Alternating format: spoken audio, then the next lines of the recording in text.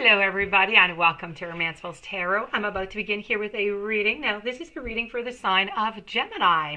And this is a general reading, so it might not resonate with everybody. So please do take whatever resonates with you, whatever you're feeling comfortable with, and just let the rest aside. If ever you do have any questions and you would like to have some additional information, you'd like to have a personal reading so you can get the answers to your relationships, to your questions, please do contact me at romancefulltarot@gmail.com, and it will give me a great pleasure to send you the information out on the different type of readings that I can offer you so we can go and find those answers that you're seeking for. Also, if you have not yet subscribed to the channel and you do enjoy the channel and you do enjoy my messages, please do take a brief moment to click the subscribe button to show your support to the channel and to myself, and it would be greatly appreciated. So, with no further ado, we are going to begin this reading. This reading is for the sign, as I said, of Gemini. The title of this reading is, Do They Still Love Me? So let's go and find out. I'm using three different decks. There are three oracle decks. I have the psychic tarot. I also have the romance, and I have the romance oracles, and I have the angel answers. So we're going to begin with the psychic tarot. We're going to flip them over, and we're going to go turn these over after and see what kind of surprises they have for us. So let's begin with the psychic tarot. Let's cross our fingers and see if the messages are positive or negative. I have listen, I have master, and I have take the lead, okay? So I do have to say by looking at these cards that quite frankly this is looking quite good for you. So we're going to begin though with the card of listen, and I'm going to tell you over here the advice that I have for the relationship and what the final answer is going to be. So with the listen, this is all about seeing on top of listening. It's about hearing, it's about all of your senses, it's about being quiet. It's about listening to your intuition, and it's really about knowing. When you listen to your intuition, you find your answers. It's really about taking a moment to quiet your mental chatter, okay, and just listen, and that in itself is not an easy task. In relationships, it's important to pay attention to what the other person is really saying. Too often in conversations, you're already planning what you're going to say while the other person is still talking. So you make assumptions about where the conversation is going, and you plan your part of the conversation accordingly, even working the conversation to a desired outcome. This is no good.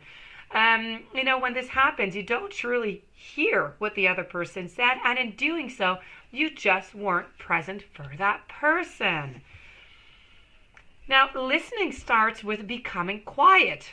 It's becoming centered and totally present. It seems silly to say, but truly it is, they are the basics of listening. So listening does involve many, many senses. You must use your eyes to see the body language of the other person. You must use your ears to hear not only the words that are spoken, but also the tone that is used to express them. You must use your intuition to get a sense of what the person is really saying and feeling. So intuition often helps you to hear what is not said as well as what is said. This is crucial to understanding, the person or the situation that you're with in your relationship. So understanding is really, really essential to improving the relationship or situation. Remember once again to center yourself and use all of your senses to understand what is actually being communicated to you. Listening is truly a gift, and it is truly a work. Give this gift to your partner, to your parents, to your children, to friends, to co-workers, to anyone that you meet, really. Most importantly, give this gift to yourself. Tune into your mind, to your body, to your soul. And I have to tell you here, are you really listening? And what do you hear? Okay? So this is all about honoring yourself, to be present and to truly listen to the messages that you are receiving from your partner. Okay, well, all relationships, but we're talking about your partner here. So very, very important to listen. Oh, so often we hear, no, you're just not listening. There you go. Please do listen. Master, you need to master your emotions. You need to master your heart. You need to let that heart, it's mastered into a cage. It cannot escape. You need to be careful. This is about fear. It's about identifying. It's about releasing. It's a lot of negativity. It's freedom, but it is also love. Now, fear and doubt often prevent a relationship from flowering or from even just manifesting, okay? So in matters of the heart, they can restrict and they can confine, just like we see in the image here. They prevent you from opening to the joy and love that's waiting for you.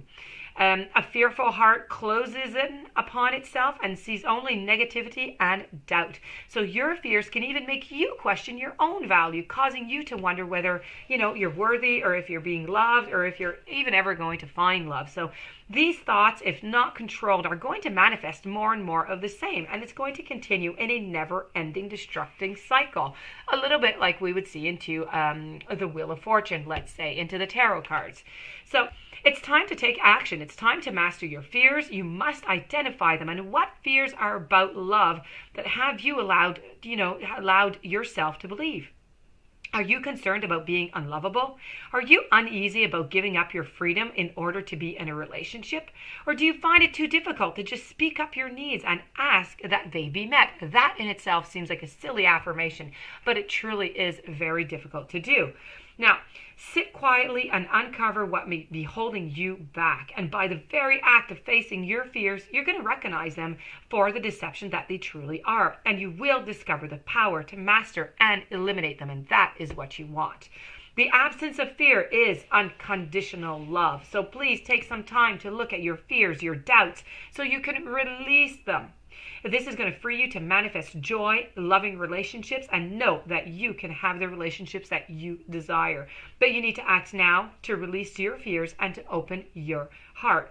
So this is really about releasing your fears, open fully to a loving relationship with yourself and with others. You have a lot of work to do, don't you? It's really not that bad. We're going to move over to take the lead. So it looks like you might have to be taking the lead over here. This is really about... It's about enthusiasm, it's about having some initiative, it's about grounding, and it's about creativity. Strong energies for success are all around you, okay, as new opportunities are opening up because you're working here, you're listening, you're mastering.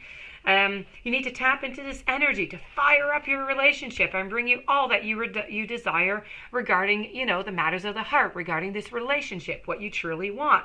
You need to call down the divine flame to ignite that passion and show you the way to achieve your deepest wishes. Don't wait for the other person to make a move. You must take the initiative. You must be bold. And now, it's just not the time for the status quo. You need to use this beautiful, fiery energy to just explore new possibilities. Now, how can you spice up your current relationship?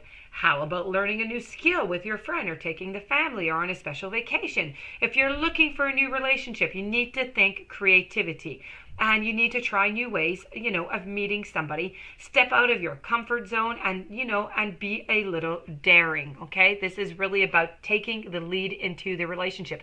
Maybe you're not the one who's, maybe they're not just taking the lead. Maybe they're waiting for you to take the lead. There's always going to be one person into the relationship who's going to, always be taking the lead a little bit more. So maybe this is a time that you take the lead into this relationship if you do want it to continue. And you need to work on the listening. You need to work on the mastering.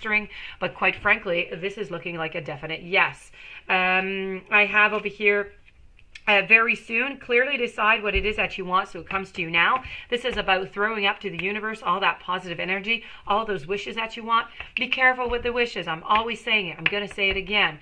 Wishes are going to be unfulfilled if you ask for something that is not possible. If the wish that you ask for hurts somebody else in the surroundings, you're not going to get it. If the wish is not possible, like I'm asking for love, as simple as that, but you're not able to love yourself, you're not going to get it. So don't do like an Aladdin type of mistake where you make a bunch of wishes, they don't become fulfilled, or they're just quite silly and they're just not what you wanted. Be sure that what you ask for and you throw up to the universe is really something that is plausible. I have make the effort. So great love is worth taking the steps that you're guided to take. So let's make that effort to listening, to master, to take the lead, and it looks like you're in a positive road. There's going to be some romance, so yes, they do still love you, and within the next few months, everything should be back to a more of a normal state. I know it's not tomorrow, I know it's not next week, but you know what? Great things take time in life. So that being said, I do wish you a fantastic day.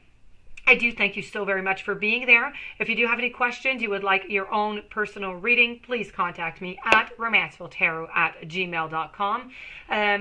Please don't forget to subscribe, stay tuned to the following readings, and have a great day. I'll be seeing you soon.